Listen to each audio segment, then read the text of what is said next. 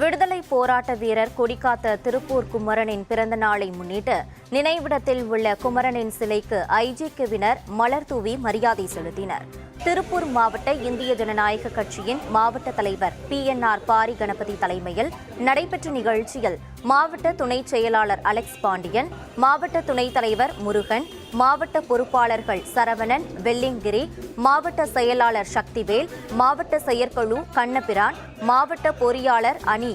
ராஜ்குமார், மாவட்ட மாணவரணி குணா,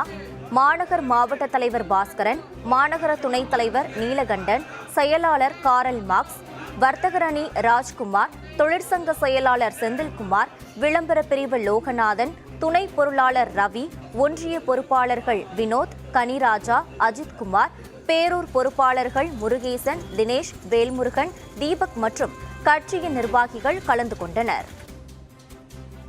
சுதந்திர போராட்டத்தில் கடைசி தனது மூச்சு உள்ளவரை இந்தியாவிற்கு விடுதலை கிடைக்க அரும்பாடுபட்டு தேசிய கொடியினை கையில் ஏந்தினால் தனது உயிர் போகும் என்ற நிலையிலும் தேசிய கொடியினுடைய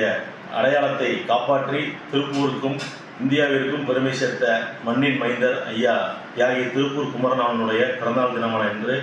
இந்திய ஜனநாயக கட்சியின் சார்பில் ரயில் நிலையம் அருகே இருக்கக்கூடிய அவரது நினைவிடத்தில் மாலை அணிவித்து மரியாதை செலுத்தினோம். ஒவ்வொரு மாவட்டத்திலும் அந்தந்த மாவட்டத்தில் இருக்கக்கூடிய சிறப்பம்சம் கொண்ட தலைவர்களுடைய பிறந்தநாள் அன்று உள்ளூர் விடுமுறை அளிக்கிறார்கள். அதனை காரணமாகவும் கருத்தில் கொண்டு திருப்பூர் குமரன் ஐயா அவர்களுடைய பிறந்த தினமான இன்று திருப்பூர் மாவட்டத்தில் இருக்கக்கூடிய பள்ளி கல்லூரிகளுக்கு உள்ளூர் விடுமுறை அளித்து அனைத்து பள்ளி கல்லூரிகளிலும் அவரது